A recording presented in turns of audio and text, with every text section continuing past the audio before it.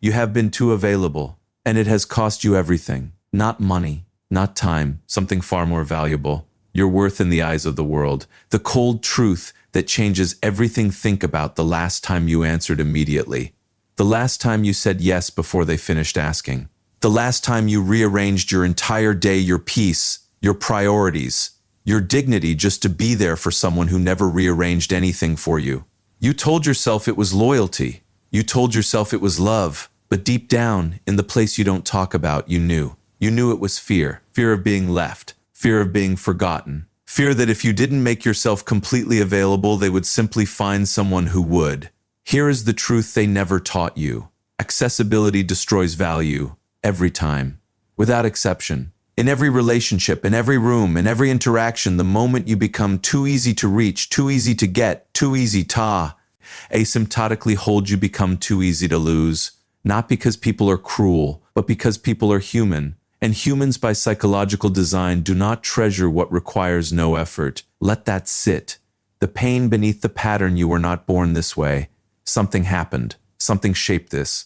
Maybe it was a childhood where love felt conditional, where you had to earn presence, where being good enough meant being available enough, where the moment you pulled back, the warmth disappeared. So you learned. You learned that closeness requires constant effort. You learned that people stay when you perform. You learned that your value, your worth as a human being was directly tied to how much of yourself you could offer, how quickly, how completely, how endlessly. And now here you are, exhausted, not from working, not from living, but from constantly making yourself small enough to fit into spaces that were never designed to hold someone like you. You reply within seconds. You cancel your plans. You remember everyone's pain but forget your own. You carry their weight while quietly drowning in yours. And what do they give you in return? Inconsistency, half-presence, emotional breadcrumbs, the kind of attention that disappears the moment you stop chasing it. This is not a coincidence. This is a pattern. And patterns, once you see them, can never be unseen. The psychology of perceived value. Let me tell you something the world of human psychology has known for decades. Scarcity creates desire. It is not a manipulative trick. It is not a game. It is one of the most fundamental laws of human perception, so deeply wired into the brain that it operates beneath conscious thought. When something is rare, the brain signals, protect this, pursue this, preserve this. When something is abundant, the brain signals, this will always be here. I can come back later. Later. That word. That dangerous relationship-destroying self-worth. H-eroding word. Later is where things go to die. Robert Cialdini called it the principle of scarcity. But long before the textbooks, long before the research papers, every wise person in history already knew. The monk who spoke rarely was heard deeply. The warrior who moved slowly was feared greatly. The woman who was hard to reach was impossible to forget. This is not about playing games. This is about understanding the hidden architecture of human desire. People do not want what they can have at any moment. People want what they are not sure they can keep. This is why the person who responds immediately is taken for granted. This is why the person who always shows up is eventually not shown up for. This is why you, the most loyal one in the room, are often the most invisible one in the room. Availability without boundaries is not love. It is self-abandonment with someone else's name on it. The hidden truth they will never tell you here is something they will not say in your self-help books. They will not say it because it makes people uncomfortable. But you are not here for comfort. You are here for truth. Your time is a currency, not metaphorically, literally. Every hour you spend available to someone who does not value it, you are handing them money you earned with your life and watching them spend it without a second thought. Think about the most magnetic people you have ever encountered. The ones who walked into rooms and shifted the energy. The ones who, when they finally gave you their attention, made you feel like you had won something. The ones whose messages you waited for. Whose presence you leaned toward, whose opinion carried weight simply because they did not offer it freely. Did they beg for your attention? Did they reply before you finished thinking? Did they cancel their peace to maintain your comfort? Slowly, they made you come to them, not through coldness, not through cruelty, but through something far more powerful, a quiet, unshakable sense of their own worth. They had internalized the truth that most people spend their entire lives running from. I am not for everyone, and that is my greatest strength. There is a psychological phenomenon called the pratfall effect, the idea that a small imperfection can make a highly competent person more attractive. But there is a deeper, darker cousin to this phenomenon that no one names. Call it the absence effect. When a high-value person disappears even briefly, their absence creates a psychological vacuum. The people around them begin to feel the loss of their presence. And in that feeling, they discover something they never knew they had. Need. Real, deep, undeniable need. You cannot manufacture this effect. You cannot fake it. You can only arrive at it by becoming genuinely, internally, completely someone whose time and presence are actually rare. And that begins with a decision. The decision to stop. Being easy, the transformation becoming expensive, music, this is where most people stop reading. Because what comes next requires something the comfortable version of you is deeply afraid of. Silence. Space. Stillness. The willingness to let people wonder. Expensive people are not loud about their value. They do not announce their worth. They do not argue for their importance. They simply behave in accordance with it and let the silence speak every word they choose not to say. Weak people react. Powerful people disappear. When someone disrespects you, the cheap response is to argue, to explain, to prove, to beg for understanding. The expensive response is simpler and far more devastating. You withdraw, not in anger, not in performance, but in peace. A quiet, deliberate, elegantly terrifying peace. Because nothing communicates value like someone who would rather have nothing than accept something beneath them. Now, let me give you the psychological architecture. Texture of what it means to be expensive. It is not about money. It is not about arrogance. It is not about pretending. It is about internal architecture, the invisible structure of how you see yourself, how you carry yourself, and what you allow to enter your life. First, you control your availability. You do not respond to everything immediately. Not because you are playing games, but because you have a life that commands your attention. A life with priorities. With depth, with things more important than proving your loyalty through speed. Let them wait, not forever, but long enough for them to feel viscerally in their chest that your attention is something earned, not assumed. Second, you master the art of silence. Silence is the most expensive sound in human interaction. It contains everything and reveals nothing. When someone provokes you, silence. When someone tests you, silence. When someone tries to drag you down to the level of a convection, ration, you are too evolved to have silence. Silence does not mean weakness. Silence means you have already won the argument they have not yet made. Third, you protect your energy like it is sacred. Because it is. Your attention is finite. Your emotional depth is not a resource to be distributed carelessly. Every time you pour your energy into someone who treats it like tap water, you are depleting yourself for the benefit of someone who has not earned it.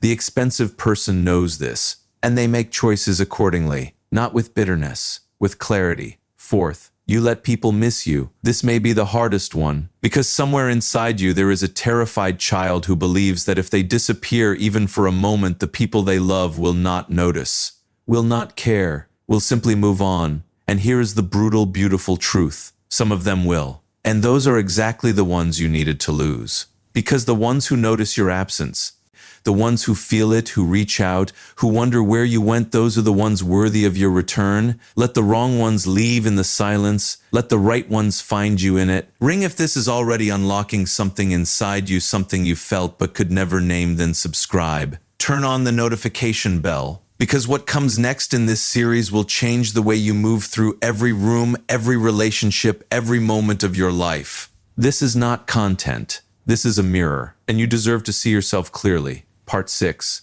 The psychology of detachment as power. Slowly, there is a concept in Buddhist psychology called up-eka, non-attachment. But it is not what most people think. It is not coldness. It is not indifference. It is not the absence of love.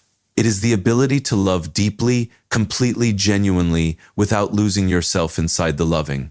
It is the capacity to care without making another person's behavior the condition of our peace. The most psychologically powerful people on earth are not the ones who feel nothing. They are the ones who feel everything and still remain the eye of the storm, unshaken, unmoved, not because they are broken, but because they have found something inside themselves more stable than any external approval could ever provide. They have found themselves. Think about what it would truly mean to not need someone's validation, not as a defense mechanism, not as emotional armor, but as a genuine state of being, to interact with people from fullness rather than from lack, to offer your presence not because you are afraid of what happens without the relationship, but because you genuinely choose it. That is the energy of expensive. That is the frequency that makes people lean in. That is the quiet gravitational pull of someone who has done the deep, difficult, invisible work of becoming whole. Because here is what no one admits out loud. People can see. NSE need, like a frequency, like a scent. When you are desperate for their attention, they feel it before you say a word. When you are performing for their approval, they see it before you make a move. And unconsciously, not cruelly, but inevitably, they begin to pull away. But when you carry yourself with the quiet certainty of someone who would be perfectly fine without them, they cannot stop thinking about you. This is not strategy. This is not manipulation. This is psychology. Human beings are drawn magnetically, irresistibly, almost helplessly toward people who do not need them.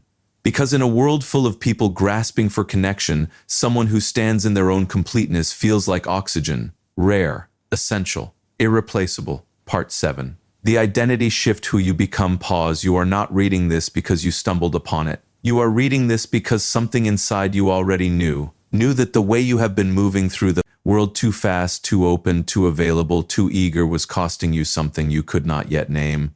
Now you can name it. Your rarity. You were never meant to be common. You were never meant to be the person everyone could reach at any hour, about anything, with no effort. You were meant to be encountered, like a rare book in a forgotten library, like a storm that arrives without warning, like a frequency that only certain people are built to receive. Pause, and not everyone deserves that. Not everyone has earned it. Not everyone is capable of holding it. Slowly, some people, through no fault of their own, are only able to value what is easy. And they were never meant to be in your inner world. Your inner world is not a public park. It is a private cathedral. And you do not leave the doors open for anyone who walks by. Music, this is not about closing yourself off to love. This is about becoming selective with it. Intentional, deliberate, the way a great artist is selective with their masterpiece. Pause. You do not show an unfinished painting to someone who will not understand it. You do not hand your deepest self to someone who treats vulnerability like weakness. You do not spend your most sacred hours on people who do not know the difference between your time and their convenience. Slowly, you become the standard, not their standard, your standard, the one you built from knowing your own worth so thoroughly, so deeply, so unshakably that the moment someone treats you like anything less, you feel it immediately, not with rage, not with tears, with a calm, quiet, devastatingly certain recognition. This is not where I belong. Pause, and you move. Silently, with dignity, without explanation, without performance, like smoke in the wind, present once, then gone, and somehow more powerful in the leaving than you ever were in the staying. Part 8, the climax. Your awakening. Music. This is the moment, not the moment you decided to change, the moment you realized you were already different, that you were always different. Pause, that the loneliness you felt in rooms full of people was not a flaw, it was a signal. That the way you thought too deeply, felt too intensely, cared too profoundly for a world that moved too fast, that was not a disorder. That was a distinction. Slowly, you are not broken. You are not too sensitive. You are not too much. Pause, you are simply operating at a frequency that most people will never be tuned to receive. And for a long time, a long, painful, quietly devastating time, you tried to turn yourself down. You tried to become smaller, simpler, easier to digest. Music, you smiled when you were shattered. You stayed when you should have left. You answered when silence would have saved you. You made yourself available to people who were not even present for themselves. Pause, but something is shifting now. And you feel it? Slowly, something beneath the exhaustion, beneath the disappointment, beneath every moment you gave too much and received too little. Something ancient and undefeated in you is waking up. Music, it does not announce itself. It does not beg. It does not explain. It simply rises. Pause. This is not a reinvention. This is a return. A return to the version of you that existed before the world taught you to shrink, before the disappointments taught you to beg, before the wrong people taught you that love required you to lose yourself. Slowly, that version of you never disappeared. It was waiting, in the silence between your words, in the stillness between your choices. In every moment you felt something was deeply wrong but could not yet name what it was. Pause, It was waiting for this. For the moment you finally understood, you are not meant to be easy. You are meant to be worth it. Part 9. The call: how you move from here. Music. So what do you do with this? You do not broadcast it. You do not perform it. You do not wake up tomorrow and announce to the world that you have changed. Pause. You simply begin. Quietly, like the turning of a tide. You begin pausing before you respond, not because you are calculating, but because your words now carry weight, and weight requires intention. You begin choosing who receives your energy, not with cruelty, but with the same natural selectivity that every living thing uses to survive. You begin sitting in your own silence and discovering it is not empty, it is full of clarity you could never access when you were too busy performing presence for people who never truly showed up. You begin to feel the difference between relationships that drain you and relationships that refine you. And slowly, painfully, beautifully, irreversibly, you stop accepting anything less than refinement. You become harder to reach, not because you are hiding, but because you are building. Building a life so full, so intentional, so deeply yours that access to it becomes an honor. Not a given, an honor. And the people who were meant to be in your life, they will rise to that, they will earn that, they will want to earn that, because people who are worthy of you understand on a cellular level that something extraordinary is worth extraordinary effort. The ones who leave when you raise your standard, let them go. Without anger, without mourning, without the desperate impulse to lower yourself just to keep them comfortable. Let them go, because their leaving is not a loss. It is a clarification. A beautiful, painful, necessary clarification of who was always meant to stay. Final part, the ending, the haunting truth. One last thing. And listen closely, because this is the sentence that will live in your mind long after the music fades. The world does not reward the ones who give the most. The world, in love, in business, in every invisible negotiation of human worth, rewards the ones who withhold with wisdom. The ones who understand that the most powerful word in any relationship is not yes. It is not yet. Not yet until you earn the depths of me. Not yet until this feeling is mutual. Not yet until the access you want matches the respect you show. Not yet, because I know what I am worth, and I have finally decided to live accordingly. Music, you have been too available. But that ends today, not with anger, not with walls, with something far more permanent, with standard. Stop being a door that anyone can open. Become a destination that people have to find their way to. Stop being a free resource. Become a rare experience. Stop being available. Become expensive. Because the most haunting thing you will ever do to the wrong people is simply become unreachable. And the most magnetic thing you will ever do for the right ones is make them realize they almost OSTU. Some people will watch this and feel uncomfortable. Good. Discomfort is the first language of transformation. The ones who needed this most are already watching it a second time.